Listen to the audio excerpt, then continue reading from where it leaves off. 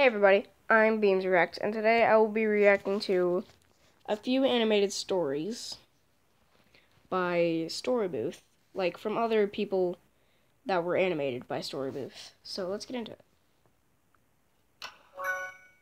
I like that. I liked this one guy. We were super close. We started talking like late at night and stuff, and he would ask me how my day was and what I did. He would ask me how I'm feeling and stuff like that. Yeah, I do that. He'd be super nice. One day he asked me for nudes, and I no. said no, but he kept begging me, and I was like, thank God. maybe.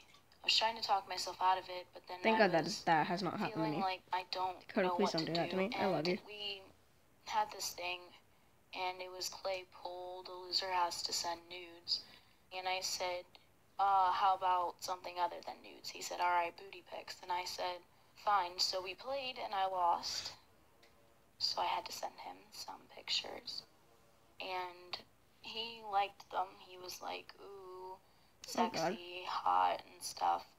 Later, then, he asked me for nudes again. I said no, but I was on the phone with my friend. She was like, what are you gonna do? And he sent me a picture. And she was like, wait, no, he didn't. And I said, yeah. And I showed my friend, and I was like, I don't know what to do. He's asking me for pictures still. And I was like, fine. So I sent him a picture of me and my bra. No, just delete his number. Girl, what the fuck? And then he was like, take the bra off. So I did, and I put my hands over my boobs, and he said, send it without your hands, and I put emojis. And then he was like, take the emojis off, and I was like, fine. I did, and he was like, ooh la la, I'll grab your butt and stuff at school if you keep sending them to me. And I was like, you know what, I want to go to bed. Good night. A month later, my mom found out that he sent me that because my friends were talking about it in the car, and she heard it. So then we had to talk about it with my therapist. She was like, did you send him it back? And I was like, no, because I kept lying, because I was like, I don't want to. But then my mom threatened to take it up with the school district and like tell on him and say, this is child pornography. You better look up his picture and say like, oh, he did send it, and like he should get punished for it. And I was like, Mom, you can't do that. And she was like, why did you send it back? And I was like, if I did, would you be mad? And she said, no. And I started crying, and I poured down tears. And I told her the truth that I did. And she just hugged me. And she said, look, it's going to be all right. But you know you can't do that again. And I got grounded for a long time. And I never did anything like that again.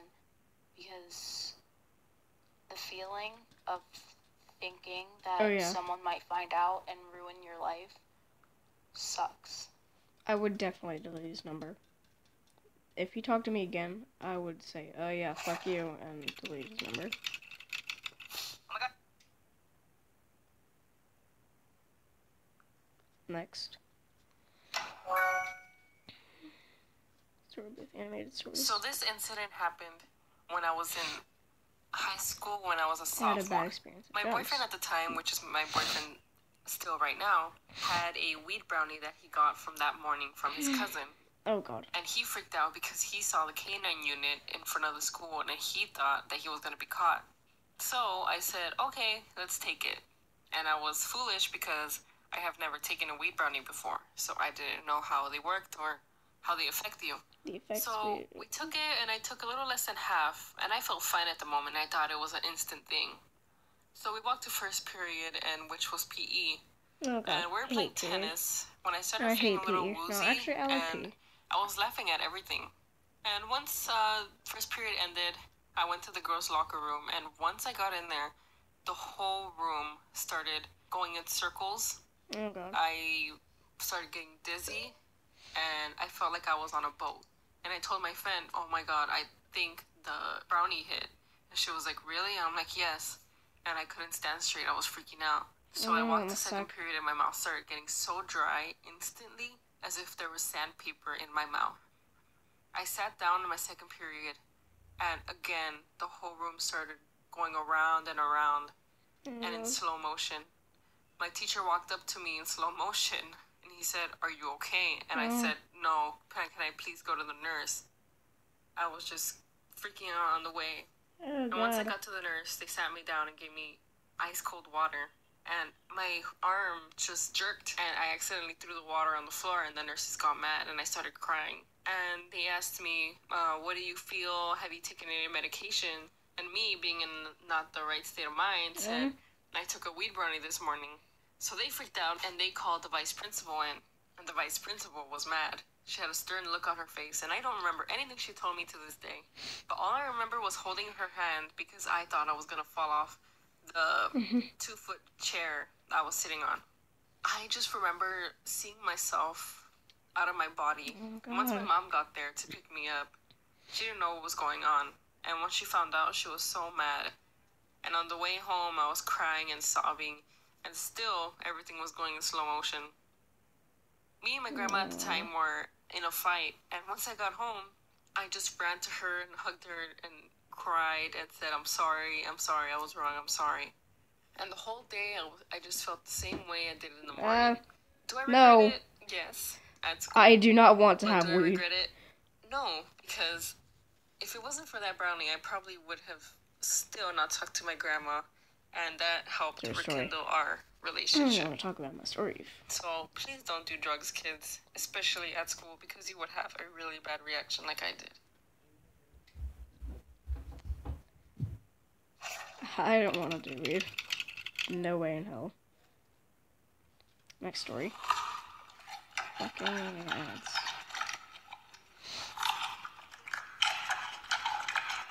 Okay.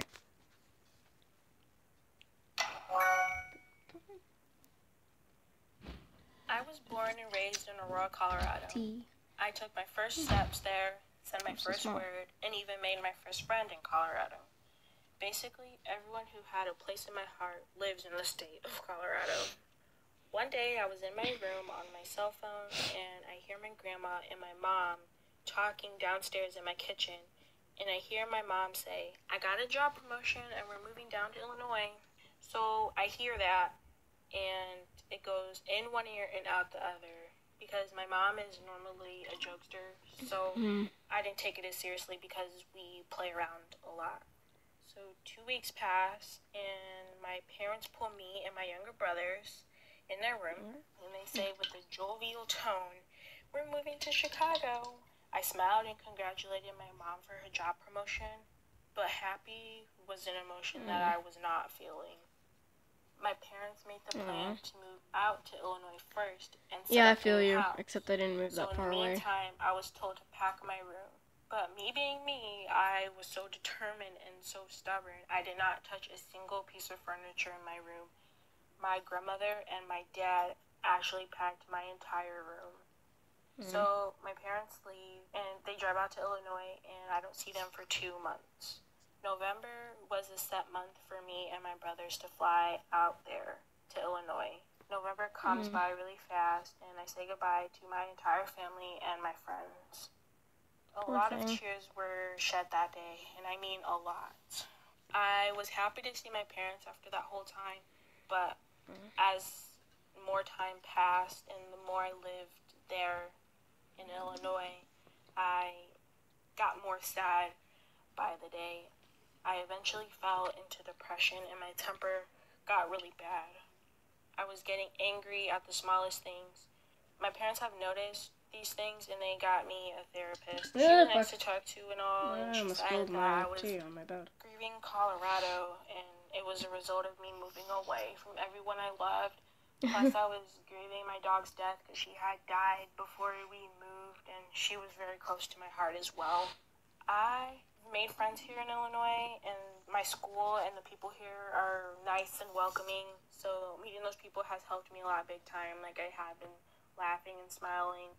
As for today, I'm still not genuinely happy because I'm very family oriented, and just me seeing all my family and my friends on social media hanging out together, it's just sad. Yeah, more than ours. Because me and my family were always a part of that, and just the thought of us not being there is just heartbreaking. But I am grateful because Illinois has brought me opportunities that Colorado couldn't. So as time marches forward, I guess we'll have to see what life brings me next. God, Noah! I love you! You know what? I'm just gonna end this here.